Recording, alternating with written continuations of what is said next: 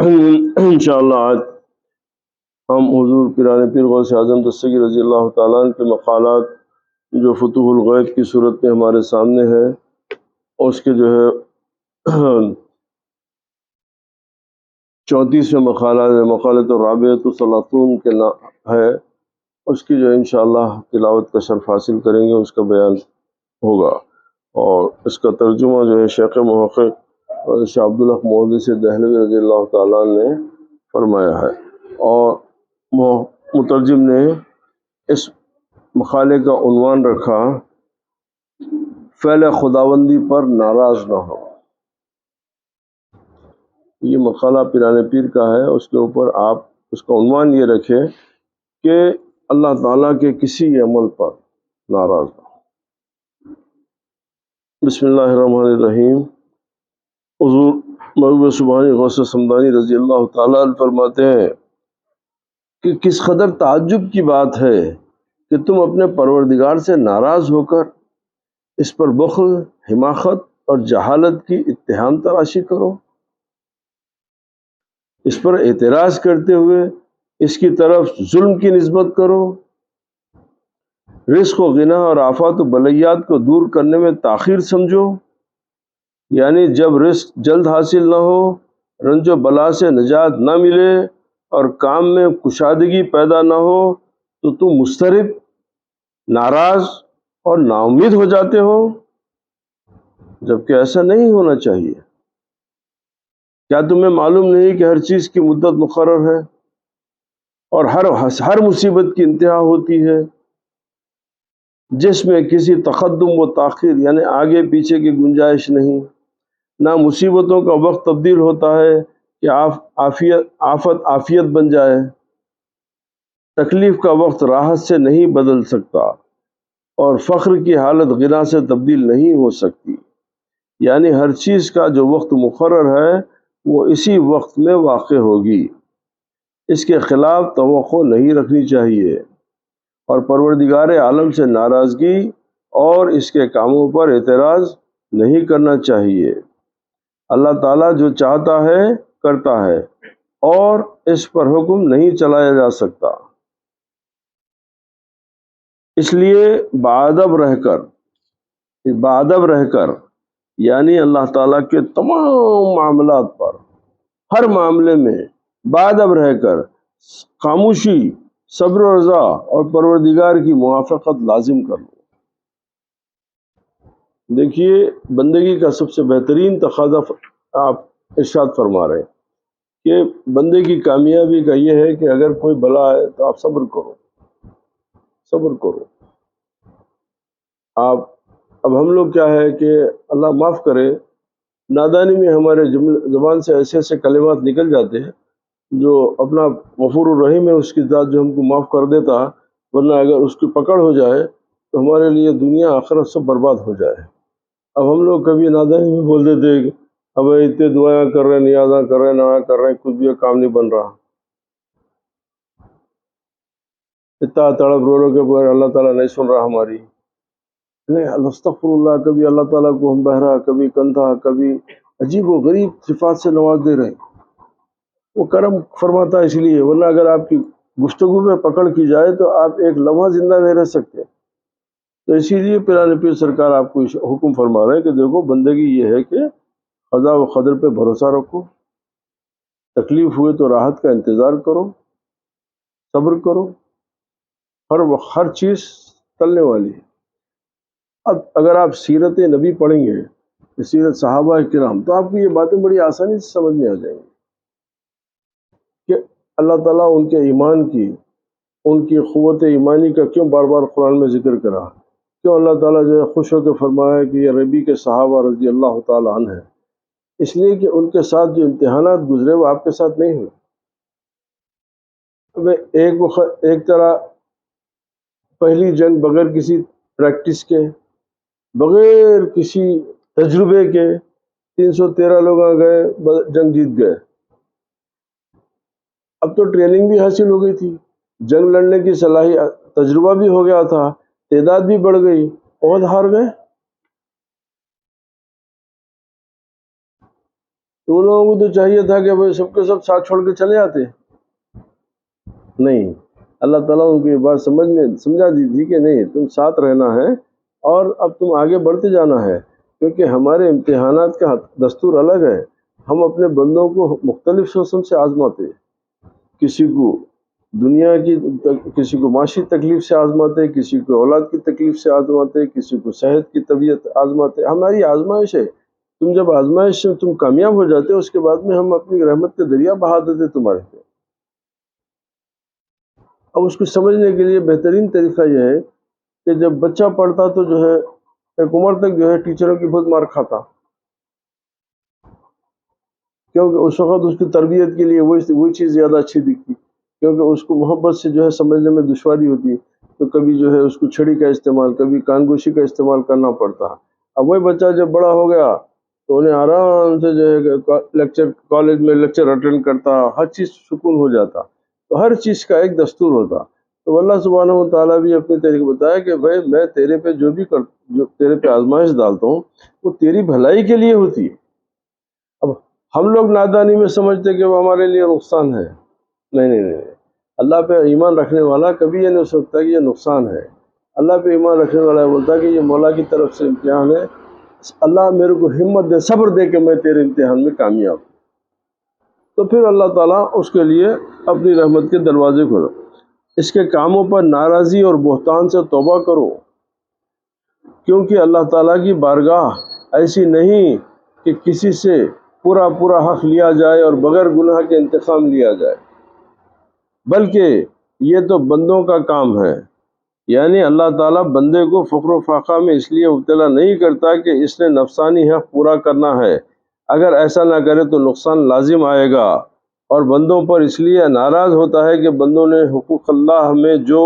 کوتاہی کی ہے اس کے بدلے عذاب دے کر اپنا حق پورا کرے اور انتقام لے کر اپنا غصہ ٹھنڈا کر لے، یا خدا معاذ اللہ ظالم طبیعت سے ہے کہ بے اختیار ہو کر بندوں پر ظلم کرتا ہے، انہیں اذیت دیتا ہے جیسے کہ بندوں میں ہوتا ہے، نہیں ایسی باتیں نہیں ہیں، بلکہ اللہ تعالیٰ کی ذات ازل سے یگانہ ہے، وہ اس کا وجود تمام چیزوں سے پہلے ہے، اس نے اشیاء کو اور ان کی اچھائیوں اور برائیوں کو پیدا کیا ہے، یعنی صلاح اور نیکی اور فساد و تباہی آپس میں متضاد ہیں اور مفسدہ مصلحت کی ضد ہے، اور مفسدہ مصلحت کی ضد ہے، ٹھیک ہے، ان کے آغاز و انجام کو جانتا ہے اور اپنے فعل میں حکیم مطلق ہے، یعنی وہ پوری دانش مندی، حکمت رکھتا ہے اپنی بات میں، کوئی شک کی گنجائش نہیں، اپنی تخلیق میں مضبوط ہے، اس کے کاموں میں کنٹراڈکشن نہیں ہے، تضاد نہیں ہے،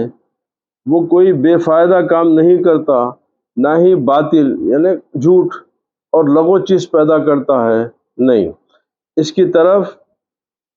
نقص اور عیب کی نسبت نہیں ہو سکتی، کوئی نقص اور کوئی عیب اللہ تعالیٰ کی طرف نسبت کرنا حرام ہے، نہیں کر سکتا بندہ، اور نہ اس کے افعال پر ملامت کی جا سکتی ہے، اگر تم اس کے افعال پر موافقت اور اس کے فعل میں فنا سے عاجز ہو تو کشائش اور فراخی کا انتظار کرو، سب مسئلے حل ہو جائے، یہاں تک کہ نوشتہ تقدیر یعنی تقدیر پہ جو لکھا ہوا ہے اپنی مدت کو پہنچ جائے،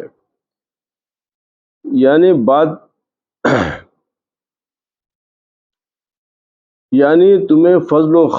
خضا اور حکم خدا میں موافق و راضی اور اس میں فانی ہونا چاہیے، مخالفت اور ناراضگی ہرگز نہیں چاہیے، ابھی اگر اس مقام پر فائز نہیں ہو تو پریشان اور نا امید ہونے کی ضرورت نہیں ہے، اجل مقرر کا انتظار چاہیے کہ اپنے وقت پر کشائش یعنی کھل جائیں گے، حاصل ہوگی، فراغی حاصل ہوگی، پھر زمانہ گزرنے اور میعاد پوری ہونے پر تمہاری حالت بدل جائے گی، جس طرح سردی ختم ہونے پر گرمی آ جاتی ہے اور رات ختم ہونے پر سحر طلوع ہوتی ہے، یعنی جب ہر چیز کا وقت مقرر ہے تو قبل از وقت اس کی طلب عقل مندی نہیں ہے. قبل از وقت اس کی طلب کرنا یہ تمہاری ہوس ہے، یہ خدا سے تم کو خدا سے نافرمانی اور خدا کو نہیں جانتے، تم اس کی طبیعت تم سے دوری ہو گئی. چنانچہ اگر تم مغرب و عشاء کے درمیان ہی دن کے آ جانے اور نور کے متمنی ہو تو یہ چیز تمہیں کیسے حاصل ہو سکتی ہے؟ بلکہ ابھی تو رات کی تاریکی میں اضافہ ہوگا، اور جب ظلمت اپنی انتہا کو پہنچ جائے گی اور فجر طلوع ہو جائے گی تو دن اپنی روشنی لائے گا. اس وقت اس کی طلب کرو یا نہ کرو، خواہ اسے مکروہ جانو یا خاموشی اختیار کرو. اور اگر اس وقت رات کے لوٹنے کے طلبگار ہو تو تمہاری دعا مستجاب نہیں ہوگی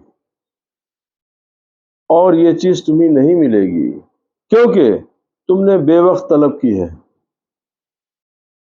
پس تم حسرت زدہ، مقصود سے عاجز، ناخوش اور شرمندگی کی وجہ سے دہشت زدہ ہو کر رہ جاؤ گے.